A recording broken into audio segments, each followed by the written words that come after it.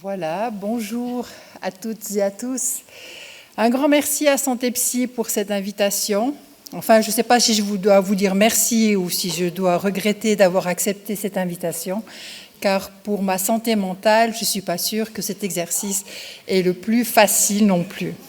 Je vais, avant de démarrer ma présentation, je vais vous poser une question à laquelle j'aimerais que vous répondiez tous en votre fort intérieur.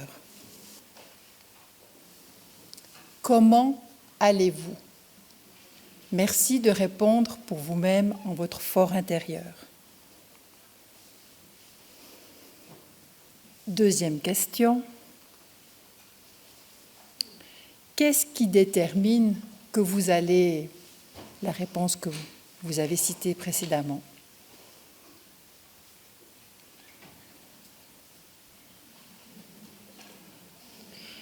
Et enfin, à quoi remarquez-vous que vous allez... Point de suspension.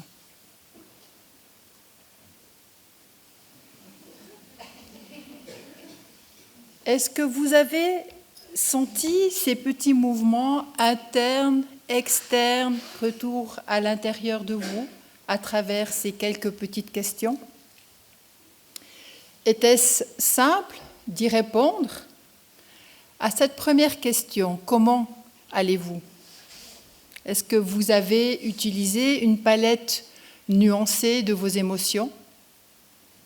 Est-ce que vous avez l'habitude de vous poser ce genre de questions?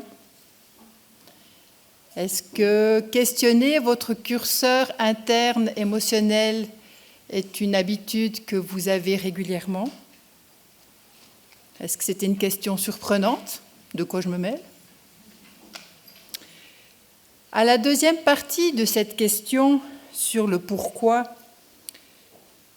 est-ce que vous avez pu identifier les facteurs externes qui déterminent votre émotion du moment? Et à la troisième partie de la question, le retour à soi, le retour dans le corps, est-ce que vous avez pu identifier quelles étaient les parties de votre corps qui étaient concernées par l'émotion que vous avez identifiée? Donc, à partir de cette question toute simple, du coup plus si simple que ça apparemment, je vais tenter de poser les bases de compréhension de la promotion de la santé psychique et de ses déterminants. Et je vais pour cela utiliser une métaphore de la randonnée en montagne. Pour ceux qui me connaissent, savent que, notamment en matière de santé psychique, personnellement, la montagne est un haut lieu de ressourcement personnel. Pour expliquer les déterminants de la santé mentale, il est important d'introduire le concept de salutogénèse. Ce terme a été développé par Aaron Antonovsky, qui se concentre non pas sur les causes des maladies, mais sur ce qui génère et maintient la santé, même en présence de stress et d'adversité. Plutôt que de simplement chercher à éviter la maladie, l'approche en salutogénèse s'intéresse aux facteurs qui favorisent le bien-être et l'adaptation dans un environnement qui change. Et cette idée correspond pour moi très bien à notre métaphore de la randonnée en montagne, où la santé mentale n'est pas uniquement la capacité à éviter les obstacles, mais aussi à développer des compétences, à utiliser des ressources disponibles et à continuer de grimper vers un état de bien-être. Nous allons donc explorer comment les différents déterminants de la santé mentale influencent ce parcours et comment une approche de salutogénèse peut guider nos pas vers un équilibre psychique durable. La santé mentale, comme l'a dit Alexia, n'est pas uniquement du ressort de la responsabilité individuelle. En promotion de la santé, le rôle des environnements est primordial comme facteur de protection psychique. Alors, est-ce que vous êtes prêts et prêtes pour attaquer cette randonnée? C'est peut-être un petit peu matinal, mais on va y aller quand même. Lorsque nous entamons cette randonnée, nous sommes chacun et chacune des randonneurs et des randonneuses, équipés d'un sac à dos, variable selon les individus, en chemin vers ce sommet qui représente l'état de santé bien-être psychique optimal. Les déterminants de la santé psychique prennent des formes particulières et ont des impacts spécifiques à tous les âges de la vie, en particulier dans les grandes phases de transition. Nous avons le randonneur enfant en bas âge, une véritable éponge émotionnelle, sous l'influence de ses parents ou des personnes de référence, qui est en pleine croissance, en plein développement. Pour lui, sa randonnée, elle va se calquer sur les pas de ses parents et de ses personnes de référence. Il y a le randonneur ado, caractérisé par son impulsivité, ses recherches de sensations, son envie d'autonomie, mais pas complètement, qui est en plein chantier. On parle toujours de son cerveau qui est en phase de construction, qui est en apprentissage par des phases d'essai, d'erreur. Et pour lui, le rythme de sa randonnée sera certainement variable. Elle sera faite de coups d'accélération et d'arrêts intempestifs. Il y a le randonneur adulte, qui lui est en pleine phase d'accomplissement, réalisation de soi, et qui va être en constante recherche d'équilibre entre sa vie professionnelle et sa vie privée. C'est quelqu'un qui a une grande charge mentale, qui doit faire face à de nombreuses responsabilités. Son pas à lui, durant cette randonnée, sera certainement plus assuré, plus réfléchi, peut-être plus planifié. Et enfin, il y a notre dernière catégorie de randonneurs, il y a les seniors. À la fois, ce sont des randonneurs expérimentés, parfois rusés. Ils connaissent très bien la trajectoire, la cartographie, ils la connaissent bien. Mais eux doivent faire face à des pertes, à des deuils. Ils doivent faire face à des diminutions physiques, psychiques, sociales. Le rythme sera beaucoup plus long. Chaque randonneur va débuter son parcours avec, dans son sac à dos, un bagage génétique, une condition physique, émotionnelle, sociale, son âge, son genre. Et ce sont là nos déterminants individuels. Dans cette carte de la destination, le point que nous cherchons à atteindre, c'est le point de la santé mentale qui a été défini selon l'Organisation mondiale de la santé, qui définit la santé mentale comme un état qui nous permet d'affronter les ressources de stress de la vie quotidienne, de réaliser notre potentiel, de bien apprendre et de bien travailler, de contribuer à la vie communauté. Elle fait partie intégrante de la santé et du bien-être sur lesquelles reposent nos capacités individuelles et collectives à prendre des décisions, à nouer des relations et à bâtir le monde dans lequel nous vivons.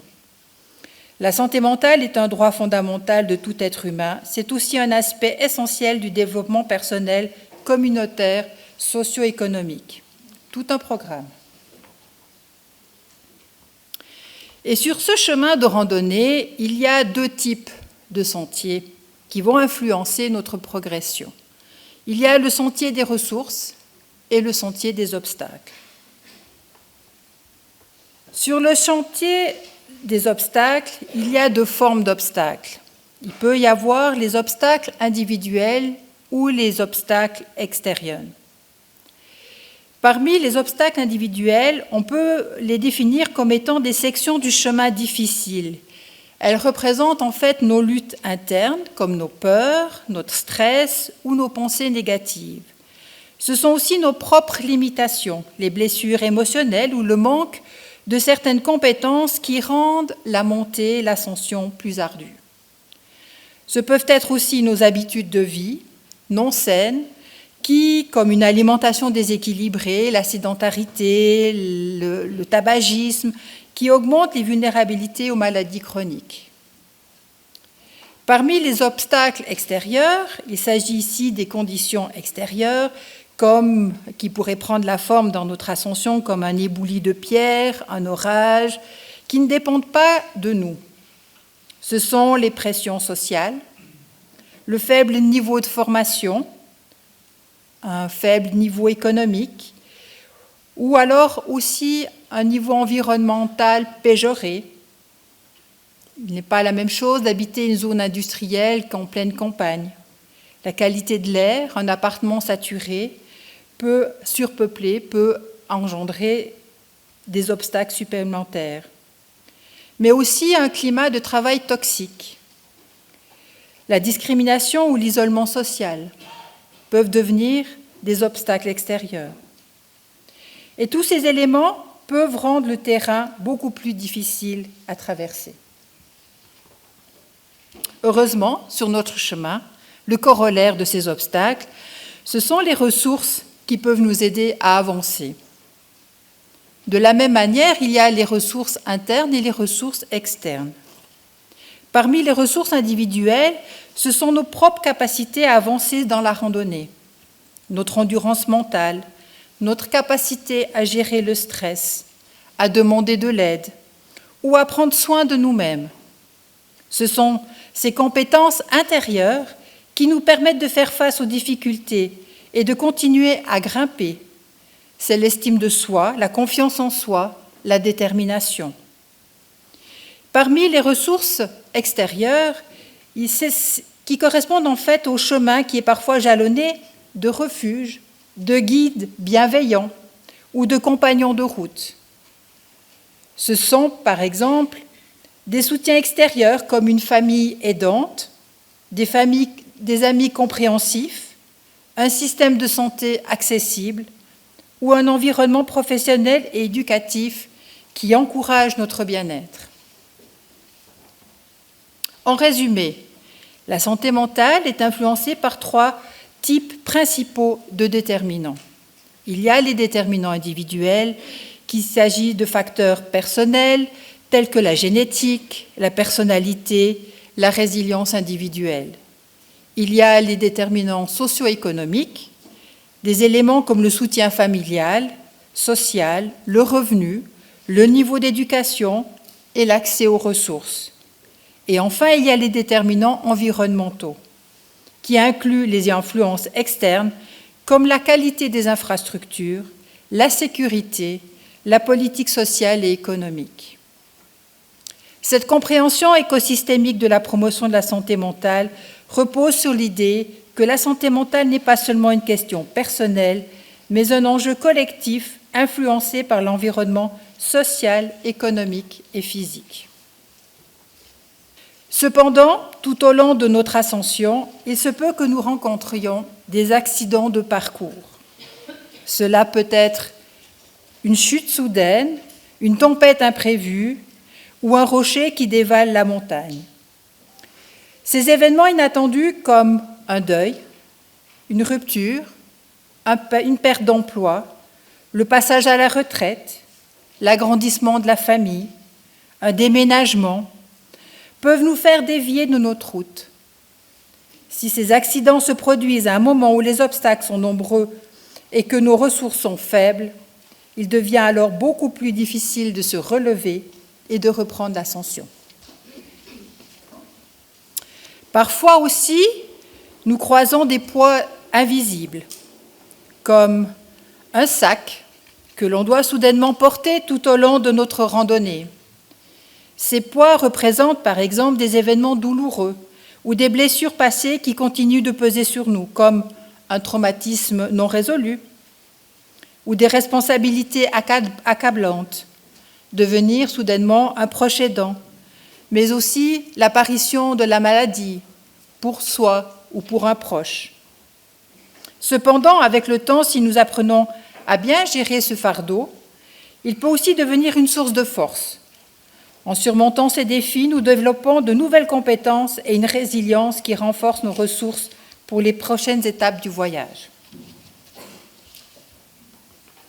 Un autre éclairage très intéressant dans la compréhension de la santé mentale, c'est le double continuum qui a été développé par Corey Case. Ce dernier explique que la santé mentale n'est pas simplement l'absence de maladie mentale, mais c'est un spectre qui comprend à la fois le bien-être psychologique et les troubles. Contrairement à la vision traditionnelle qui se concentre uniquement sur la présence ou l'absence de maladie mentale, Case a introduit l'idée qu'il existe également un continuum du sentiment de bien-être.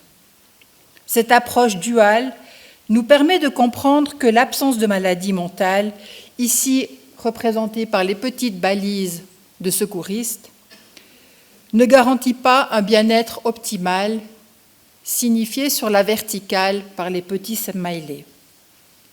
Ainsi, dans cette randonnée, nous ne cherchons pas seulement à éviter les ravins ou les tempêtes, qui correspondraient à la santé, à un diagnostic de santé mentale, mais aussi à gravir vers des hauteurs, ici signifiées par les petits smileys de bien-être. Dans ce modèle, on peut être au sommet, ce qui correspond à ressentir un bien-être psychologique fort. Même s'il peut y avoir des moments difficiles, notre capacité d'adaptation et nos ressources nous permettent de les surmonter. On est alors capable de comprendre ce qui nous arrive. On a le sentiment d'avoir les ressources pour traverser cette épreuve et le sentiment de rester aux commandes de notre vie. On peut être essoufflé et ralentir sa progression. On peut se sentir plus vulnérable, un peu déprimé, un peu comme si on avait des cailloux dans notre chaussure. C'est une situation qui peut être momentanée si on parvient à enlever les cailloux, ou alors qui peut s'installer et peut-être nécessiter un diagnostic si on ne parvient pas à ôter les cailloux de la chaussure. On peut être en difficulté, mais continuer d'avancer. On peut avoir des problèmes de santé mentale tout en cultivant un certain bien-être. On peut être atteint d'une schizophrénie, être bien traité, bien encadré, avoir une vie personnelle et sociale satisfaisante. On peut être aussi perdu au fond de la vallée et avoir à la fois des troubles mentaux et un faible bien-être. Dans ce cadre, la randonnée devient alors extrêmement difficile et les obstacles paraissent insurmontables sans recourir à une aide extérieure. Tout au long de ce chemin, on croise aussi des balises. Dans ce parcours selon Case, ces petites balises vont nous indiquer où nous en sommes. Ce sont les signes de notre santé mentale. Si nous ressentons une fatigue extrême qui dure, des douleurs constantes, un manque de motivation, un stress persistant, ce sont peut-être des indicateurs qu'il est temps de s'arrêter et de faire une pause. Ces balises, elles nous aident à évaluer notre bien-être mental, s'il nécessite une attention particulière. En conclusion, le double continuum de la santé mentale, selon Case, nous invite à repenser notre approche de la santé mentale. Il nous rappelle que l'absence de maladie ne suffit pas et qu'il est crucial de promouvoir le bien-être pour atteindre une santé mentale complète. Alors, quelles recommandations pour soutenir la santé mentale ?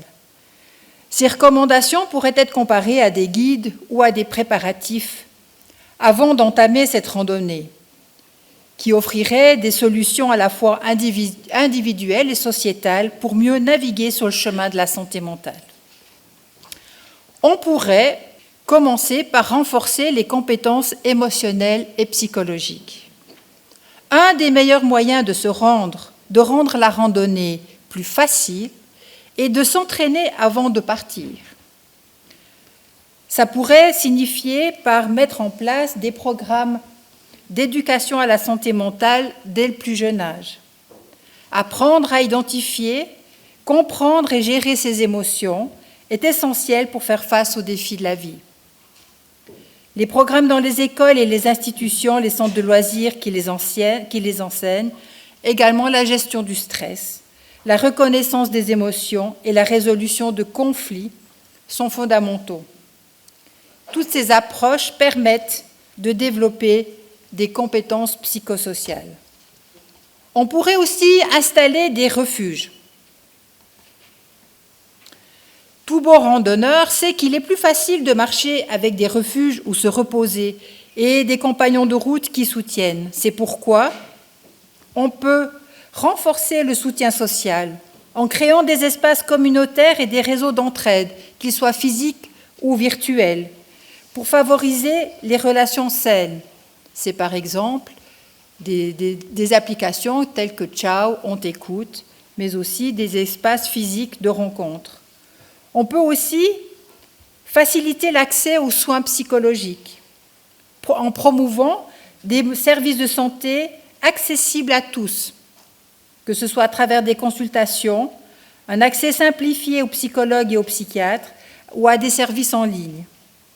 L'idée est de rendre les soins aussi accessibles que les refuges de montagne pour se protéger en cas de tempête. On peut aussi agir sur les conditions de vie et de travail, notamment en travaillant l'équilibre vie professionnelle, vie privée, en favorisant des politiques publiques qui favorisent un meilleur équilibre entre ces deux aspects, comme par exemple des mesures de télétravail, des horaires flexibles et la réduction de stress au travail. On peut aussi lutter contre la précarité et la discrimination. Ces obstacles extérieurs qui compliquent la marche doivent être réduits grâce à des politiques qui visent à lutter contre la pauvreté, les inégalités sociales, les discriminations raciales, de genre, qui ont un impact direct sur la santé mentale.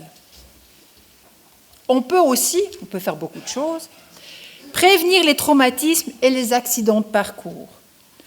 On sait aussi que tout au long de cette randonnée, des accidents peuvent survenir à tout moment. Mais certains peuvent peut-être être évités ou mieux gérés avec une préparation adéquate. Par exemple, on peut faire de la prévention des traumatismes et des violences, en mettant en place des campagnes de prévention contre les violences domestiques, les abus sexuels et les violences scolaires comme le harcèlement en milieu scolaire. On peut sensibiliser et former des professionnels à l'intervention précoce. On peut aussi offrir des soutiens post-traumatiques en offrant des programmes d'accompagnement et de soutien psychologique aux personnes qui ont vécu des événements traumatisants comme le deuil, un accident, une grossesse ou des violences. On peut encore promouvoir un mode de vie sain, car un randonneur en bonne condition physique et psychique est mieux équipé pour affronter les défis qui vont se présenter sur son chemin. Encourager l'activité physique régulière est un moyen intéressant, qui a prouvé son efficacité aussi et son impact sur la santé mentale. Donc des initiatives comme des cours gratuits d'activités sportives, des événements communautaires peuvent encourager chacun et chacun à être un peu plus actif. On peut aussi prendre soin de son alimentation, avec une alimentation équilibrée, saine, diversifiée, locale, de saison. Beaucoup de choses, mais on sait que prendre soin aussi de son assiette a une influence directe sur sa santé psychique. On peut aussi créer des environnements accueillants, chaleureux, qui permettent de se détendre et de se rencontrer. Notamment sur une longue randonnée, on apprécie tous rencontrer des espaces de pique-nique où on peut se reposer, se ressourcer. Dans nos vies modernes, ces espaces pourraient prendre la forme de parcs publics, de jardins, des lieux où on peut échapper au stress du quotidien. Donc on peut multiplier les espaces de rencontre et de détente en favorisant notamment des espaces verts qui permettent de se connecter aussi avec la nature. On peut encore, vous voyez qu'on peut faire plein de choses, promouvoir la déstigmatisation de la santé mentale. Quand on connaît un petit peu le chemin, c'est plus facile aussi pour pouvoir prendre les bonnes décisions. notamment des campagnes de sensibilisation à grande échelle qui informent le grand public que la santé mentale est une composante naturelle de la santé générale. Les campagnes de déstigmatisation doivent viser à encourager les gens à demander de l'aide sans peur du jugement. Si vous voulez savoir concrètement quelles sont les mesures qui sont proposées dans vos différents cantons respectifs, vous pouvez vous intéresser aux programmes d'action cantonaux qui sont gérés dans chaque canton pour voir les déclinaisons spécifiques de chacune de ces recommandations qui sont faites. Enfin,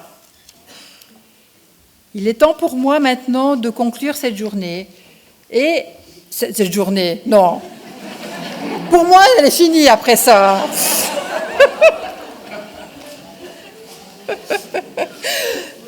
Excusez-moi.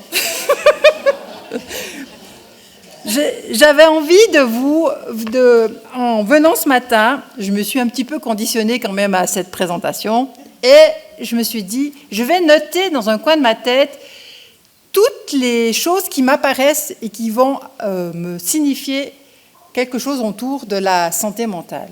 Alors ça a commencé très tôt. Ça a commencé par mon réveil qui sonne très très tôt. Donc pour ma santé mentale, c'est pas très bon. Mais avec quelque chose de bénéfique, mon mari qui me dit « je te fais un petit café ». Il y a des aspects positifs, ressources. Avoir un mari qui vous fait du café. Ensuite, elle s'est poursuivie par un petit message à ma fille. Je prenais mon train à 6h34 et elle est pendulaire, elle travaille sur Lausanne. Je lui dis « est-ce que tu es dans le train ? Est-ce qu'on se retrouve dans le train ?» Elle me dit « maman, j'ai pris le train de 5h39. » Stress, équilibre, vie privée, vie professionnelle. Parce que je termine quand même un peu plus tard ce soir.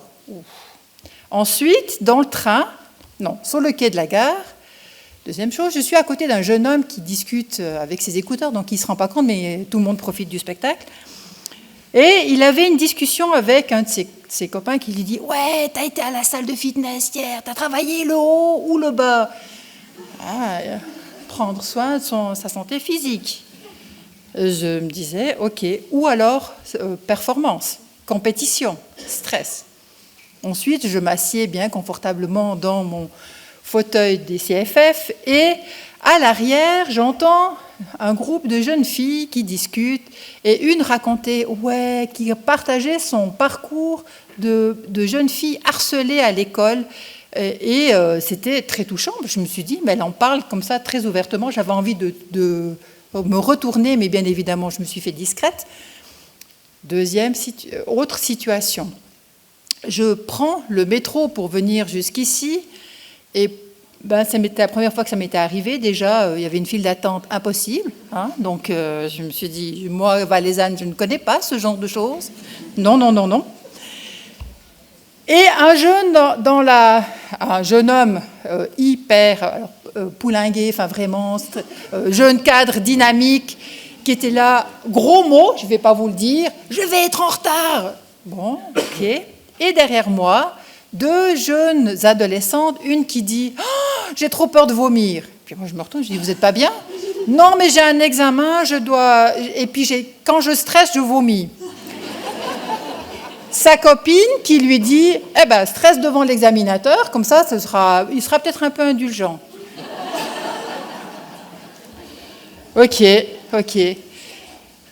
Autre petit message sympathique, ma collègue Émilie qui me dit, qui m'envoie un petit texto, « Bonne chance Catherine pour ton intervention de ce matin. » Chou, ça fait du bien pour son ego. Donc pour vous dire un petit peu, tout le monde, que la santé mentale, elle est partout, elle est tout le temps. Et si on porte son attention sur la santé mentale, on se rend compte qu'elle impacte nos quotidiens et que peut-être que d'en parler, d'avoir des journées comme aujourd'hui pour pouvoir avoir des espaces de réfléchir à qu'est-ce qu'on peut mettre en place, c'est tout bénéfique. Merci beaucoup.